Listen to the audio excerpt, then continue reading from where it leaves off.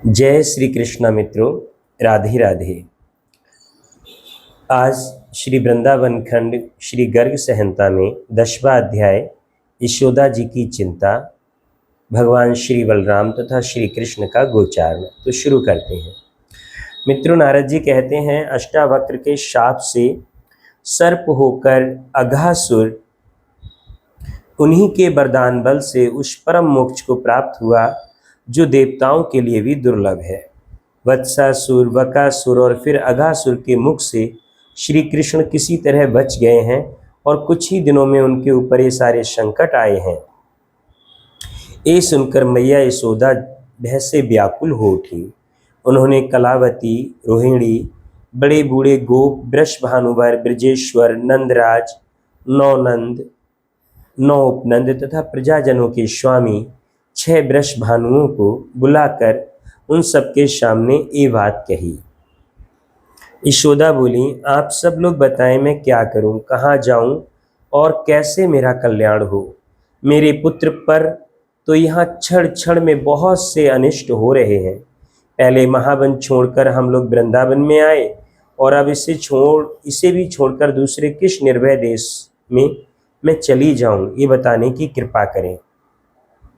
मेरा ये बालक स्वभाव से ही चपल है, खेलते खेलते दूर तक चला जाता है। ब्रज के दूसरे बालक भी बड़े चंचल हैं, वे सब मेरी बात मानते ही नहीं। तीखी चोंच वाला बलवान बकासुर पहले ही मेरे बालक को निगल गया था, उससे छूटा तो इस बेचारे को अघासुर ने समस्त ग्वाल वालों के साथ अपना ग्रास बना लिया। भगवान की कृपा से किसी तरह इससे भी इसकी रक्षा हुई। इन सबसे पहले वत्सासुर इसकी घात में लगा था, किंतु वह भी हाथों मारा गया। अब मैं बछड़े चराने के लिए अपने बच्चे को घर से बाहर नहीं जाने दूंगी। ऐसा यशोदा जी ने उन सभी नगरवासियों से कहा। श्री नारद जी कहते हैं, इस तरह कहती तथा निरंतर रोती हुई यशोदा जी को देखकर नंद जी कुछ कहने को उद्यत हुए। पहले तो धर्म और अर्थ के ज्ञाता तथा धर्मात्माओं में श्रेष्ठ नंद जी ने गर्ग जी के वचनों की याद दिलाकर उन्हें धीरज दिलाया। फिर इस प्रकार कहा। नंदराज बोले, यशोदे, क्या तुम गर्ग की कही बात भूल गईं? ब्राह्मणों की कही हुई बात सदा सत्य होती है, वह कभी असत्य नहीं होती। इसीलिए समस्त अरिष्टों का निवारण करने के लिए तुम्हें दान करते रहना चाहिए, और दान से बढ़कर कल्याणकारी कृत्य ना तो पहले हुआ है और ना आगे ही होगा।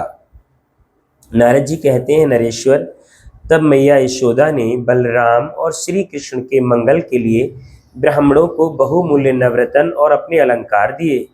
नंद जी ने उस समय 10,000 बैल, 1 लाख मनोहर गाय तथा 2 लाख भार अन्न दिए। श्री नारद जी पुनः कहते हैं, राजन, अब गोपों की इच्छा से बलराम और भगवान कृष्ण गोपालक हो गए। अपने गोपाल मित्रों के साथ गाय चराते हुए वे दोनों भाई वन में विचरण करने लगे। उस समय भगवान श्री कृष्ण और बलराम का सुंदर मुंह निहारती हुई गौएं उनके आगे पीछे और अगल बगल में विचरती रहती थीं। उनके गले में क्षुद्र घंटिकाओं की माला पहनाई गई थी। सोने की मालाएं भी उनके कंठ की शोभा बढ़ाती थीं। उनके पैरों में घुंघरू थे। उनकी पूंछों के स्वच्छ बालों में लगे हुए मोरपंख और मोतियों के गुच्छे शोभा दे रहे थे। वे घंटों और नुपुरों के मधुर झंकार को फैलाती हुई इधर उधर चरती थीं। चमकते हुए नूतन रत्नों की मालाओं के समूह से उन समस्त गौओं की बड़ी शोभा होती थी। राजन, उन गौओं के दान माफी चाहेंगे मित्रों। उन गौओं के दोनों सींगों के बीच में सिर पर मणि में अलंकार धारण कराए गए थे, जिनसे उनकी मनोहरता बढ़ गई थी। सुवर्ण रश्मियों की प्रभा से उनके सींग तथा पार्श्व प्रवेष्टन अर्थात पीठ पर की झूल चमकते रहते थे। कुछ गौओं के भाल में किंचित रक्त वर्ण के तिलक लगे थे। उनकी पूंछें पीले रंग से रंगी गई थीं और पैरों के खुर अरुण राख से रंजित थे। बहुत सी गौएं कैलाश पर्वत के समान श्वेत वर्ण वाली, सुशीला, सुरूपा तथा अत्यंत उत्तम गुणों से संपन्न थीं। मिथिलेश्वर, बछड़े वाली गौएं अपने स्तनों के भार से धीरे धीरे चलती थीं। कितनों के धन घड़ों के बराबर थे। बहुत सी गौएं लाल रंग की थीं। वे सब की सब भव्य मूर्ति दिखाई देती थीं। कोई पीली, कोई चितकबरी, कोई श्यामा, कोई हरी, कोई तांबे के समान रंग वाली, कोई धूमिल वर्ण की और कोई मेघों की सी घटा जैसी नीली थी। उन सब के नेत्र घनश्याम श्री कृष्ण की ओर लगे रहते थे। किन्हीं गौओं और बैलों के सींग छोटे, किन्हीं के बड़े तथा किन्हीं के ऊंचे थे।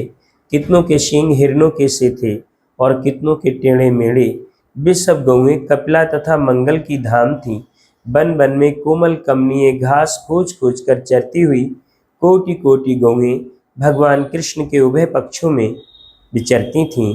यमुना का पुण्य पुलिन तथा उसके निकट श्याम तमालों से सुशोभित वृंदावन नीप, कदम्ब, नीम, अशोक, प्रबाल, कटहल, कदली, कचनार, आम, मनोहर, जामुन, बेल, पीपल और कैत आदि वृक्षों तथा माधवी लताओं से मंडित बसंत ऋतु के शुभ गमन से देवताओं के नंद वंशा आनंदप्रद और सर्वोत्भद्र वंशा सब ओर से मंगलकारी जान पड़ता था। उसने कुबेर के चैत्र रथ वन की शोभा को तिरस्कृत कर दिया। वहां झरनों और कंदराओं से युक्त रत्न धातु में श्रीमान गोवर्धन पर्वत शोभा पाते थे। वहां का वन परिजात या मांदार के वृक्षों से व्याप्त था। वह चंदन, बेर, कदली, देवदार, बरगद, पलास, पाकर, अशोक, अरिष्ट, अर्जुन, कदम्ब, पारिजात, पाटल तथा चंपा के वृक्षों से सुशोभित था। श्याम वर्ण वाले इंद्र यव नामक वृक्षों से घिरा हुआ वह वन करज जाल से विलसित कुंजों से संपन्न था। वहां मधुर कंठ वाले नर कोकिल और मयूर करलप कर रहे थे और उस वन में गौएं चराते हुए भगवान कृष्ण एक वन से दूसरे वन में विचरा करते थे। नरेश्वर वृंदावन और मधुवन में तालवन के आसपास कुमुदवन, बहुलावन तथा कामवन, बृहत सानु और नंदीश्वर नामक पर्वतों के पार्श्ववर्ती प्रदेशों में कोकलों की काकली से कूजित सुंदर कोकला वन में लता जल मंडित सौम्य तथा रमणीय कुशवन में परम पावन भद्रवन, भांडीर उपवन, लोहा गर्ल तीर्थ तथा यमुना के प्रत्येक तट और तटवर्ती विपिनों में पीतांबर धारण किए बद्ध परिकर नटवेशधारी भगवान श्री कृष्ण बेंत लिए वंशी बजाते और गोपांगनाओं की प्रीति बढ़ाते हुए बड़ी शोभा पाते थे। उनके सिर पर शिखा पिच्छ का सुंदर मुकुट तथा गले में बैजंती माला सुशोभित थी। मित्रों, इस प्रकार संध्या के समय गोवृंद को आगे किए अनेकानेक रागों में बांसुरी बजाते साक्षात श्री हरि भगवान कृष्ण नंद व्रज में आए। आकाश को गोरज से व्याप्त देख श्री वंशी वट के मार्ग से आती हुई वंशी ध्वनि से आकुल हुई गोपियां श्याम सुंदर के दर्शन के लिए घरों से बाहर निकल आईं। अपनी मानसिक पीड़ा दूर करने के लिए और उत्तम सुख को पाने के लिए वे गोप सुंदरियां श्री कृष्ण दर्शन के हेतु से घर से बाहर आ गईं। उनमें से श्री कृष्ण को भुला देने की शक्ति किसी के पास नहीं थी। श्री नंद नंदन सिंह की भांति पीछे घूमकर देखते थे। वे गज किशोर की भांति लीला पूर्वक मंद गति से चलते थे। उनके नेत्र प्रफुल्ल कमल के समान शोभा पाते थे। गो समुदाय से व्याप्त संकीर्ण गलियों में मंद मंद गति से आते हुए और अपने प्यारे श्याम सुंदर को उस समय गोप वधुआं अच्छी तरह से देख नहीं पाती थीं। मिथिलेश्वर गोधूली से धूसरित उत्तम नील विभूषित मुकुटमंडल तथा कान तक खींचकर वक्र भाव से दृष्टि बाण का प्रहार करने वाले गोरज समलंकृत आभा से कुंदमाला से अलंकृत कानों में खसे हुए पुष्पों की आभा से उद्दीप्त पीतांबरधारी वेणु वादनशील तथा भूतल का भूरी भार हरण करने वाले प्रभु श्री कृष्ण सबकी रक्षा करें। मित्रों, इस प्रकार श्री गर्ग संहिता में श्री वृंदावन खंड के अंतर्गत यशोदा जी की चिंता, नंद द्वारा आश्वासन तथा दान, श्री कृष्ण की गोचारण लीला का वर्णन नामक 10वां अध्याय पूरा हुआ। कल हम और आप फिर मुलाकात करते हैं श्री जी की कृपा से 11वां अध्याय, जिसमें धेनुकासुर का उद्धार होगा। तब तक के लिए इस पवित्र श्रावण मास में हरि चर्चा करते रहिए और हमारे चैनल हरि चर्चा हरि चरणों में से जुड़े रहिए। कल फिर मिलते हैं, तब तक के लिए अपना ख्याल रखिएगा। जय श्री कृष्ण, राधे राधे, हर हर महादेव मित्रों।